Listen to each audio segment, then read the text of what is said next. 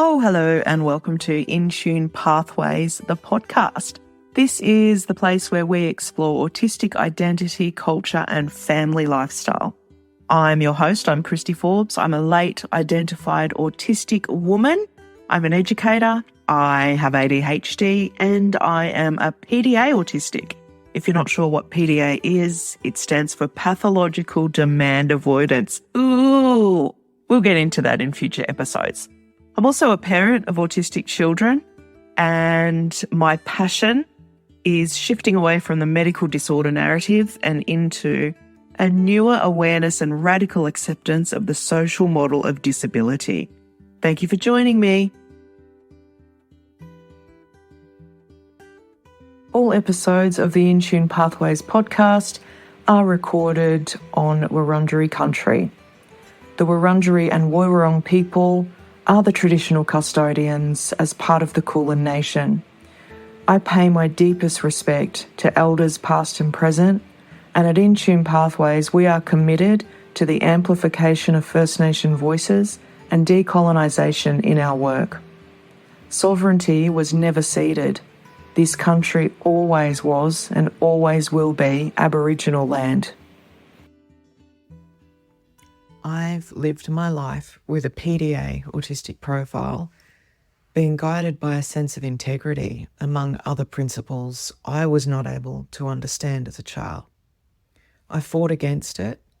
I had a depth and range of feeling that I hated. It made me different. And it wasn't safe to be different, and safety was at the heart and soul, down to my bones, what I needed first and foremost to live in alignment with who I was born to be. But as a child, I did not have access to safety. I did not.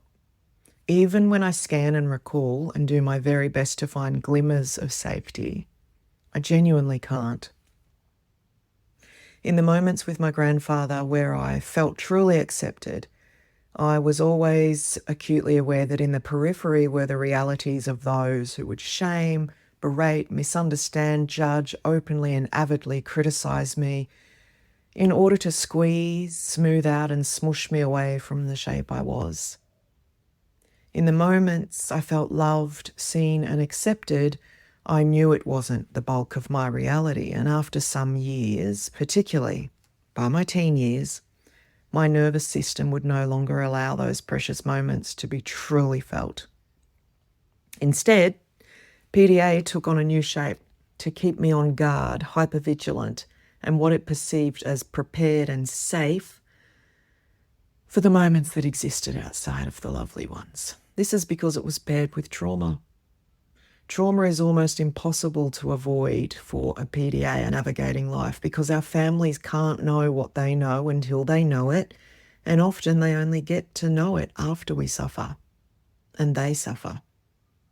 The families that learn a new way to raise and love their children often do so following the trauma, after engaging many professionals who are uninformed, even in their best trying, even amid being good humans. The families that learn a new way do so after we, the children, the young people, burn out and can't leave our rooms, or after we experience being reduced to a shell of who we once were, or when we no longer want to be. Among people I wasn't familiar with, and when I began school at the age of 5, I was unable to speak or even look up from the ground. When I would go out to public places, I would hide under tables or behind buildings. In the 80s, this was less understood than it is now, and though we're learning more about PDA today, there isn't really a vast improvement in public environments and particularly in school.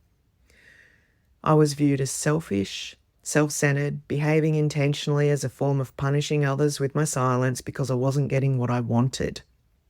I was viewed as a spoiled brat all of my life. All of it. It was those principles that informed the compass. When you are wired with a North Star of safety and points of integrity, compassion, vulnerability, humility, and these are the things that guide you toward knowing where a person, place, or thing is safe, life can be a lonely, lonely place.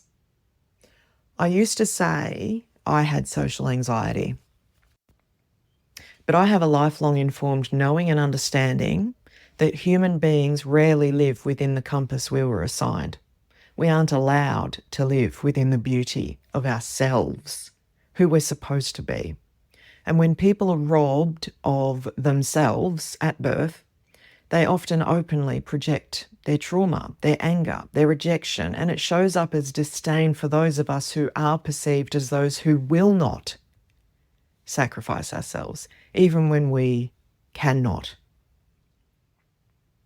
Being out in the world means we all feel the danger, the risk of the projection, of the self-rejection, internalized wells of sadness, grief, and loss most people feel, and they hurl it at us like bricks of shame with violent force.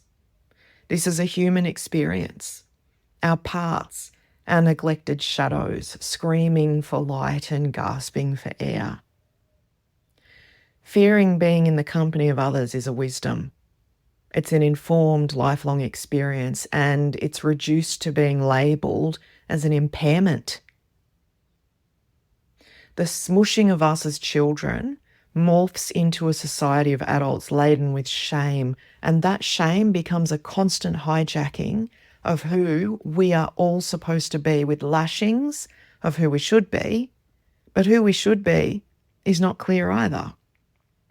There isn't an endpoint or a destination, only a constant quest for self-improvement.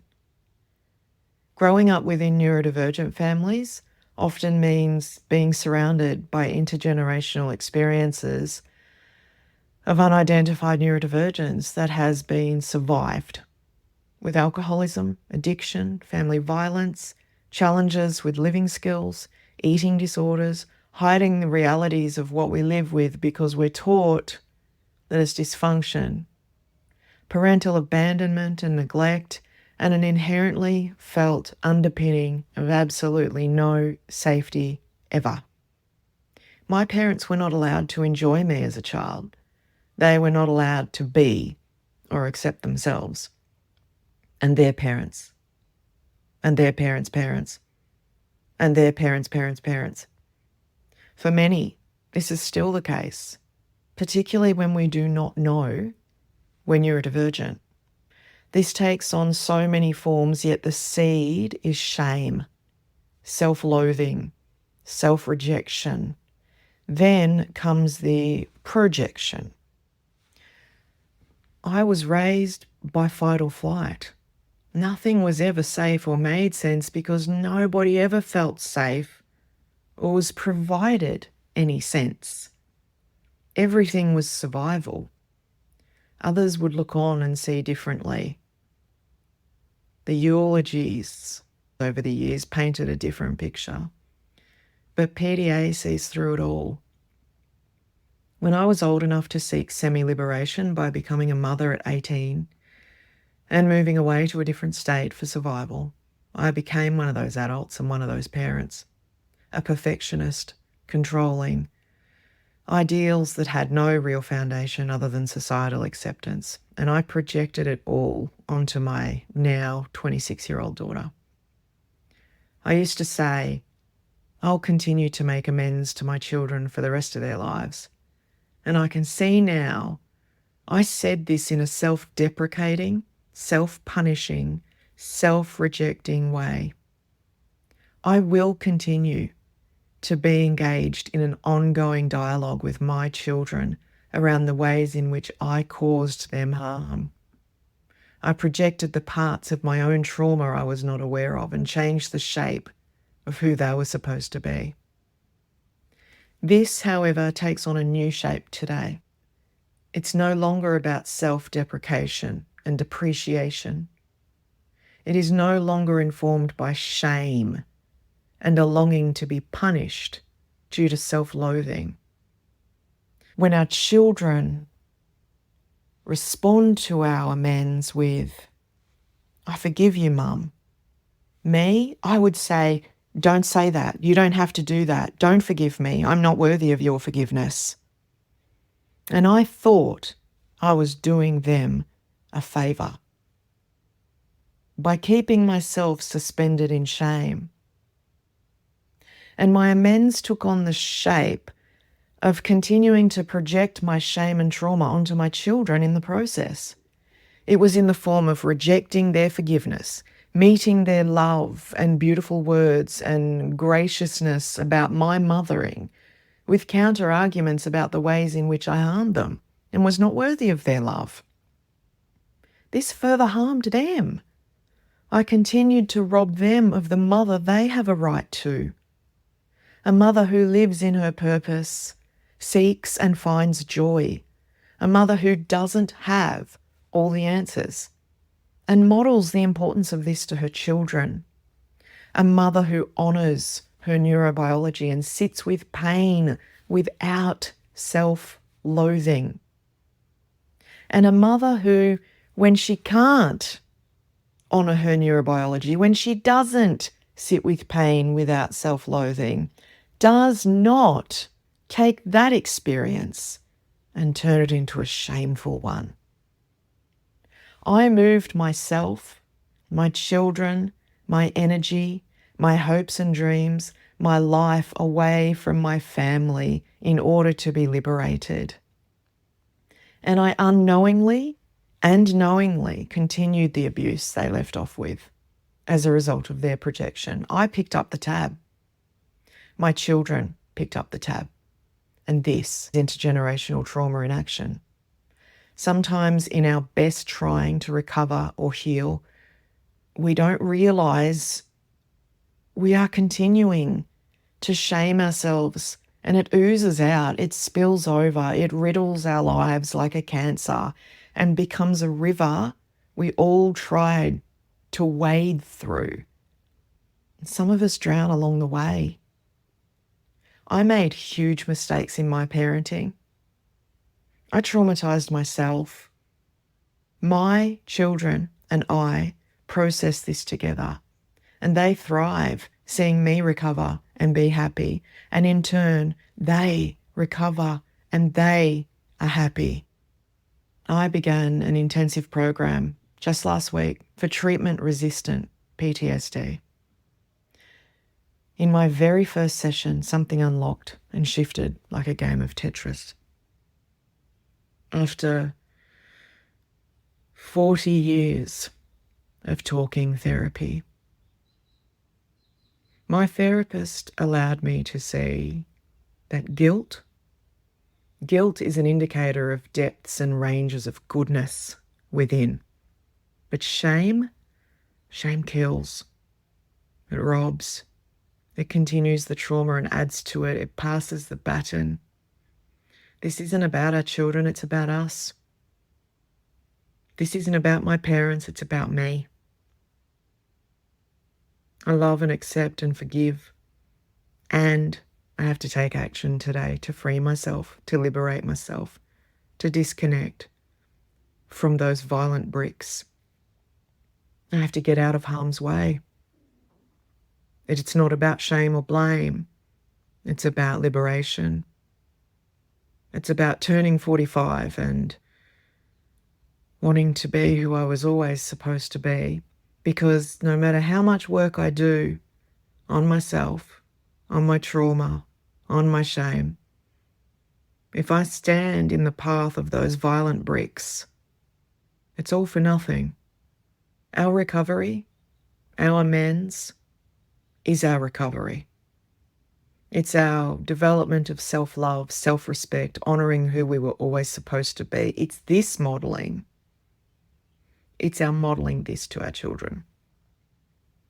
Being sorry does not require a lifetime of shaming ourselves. I have the right to freedom, as you do, as do our children.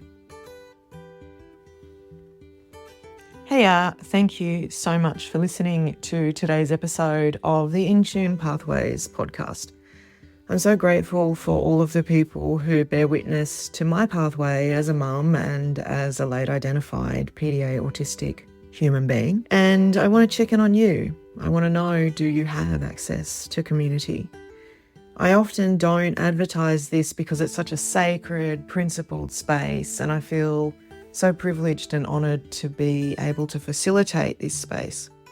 We have a closed community called Intune Access Support Family Collective, and we are now open for registration. If you'd like to be connected with other families who I'm sure will absolutely share parts of your story and your family story, meet you without judgment, and hold space for you no matter how you show up, because we are committed to meeting people where they're at and not where we think they should be. If you'd like to learn more about ITAS, please visit our website www.kristyforbes.com.au/ITAS, ITAS. It's that simple. We look forward to seeing you if you decide to join us.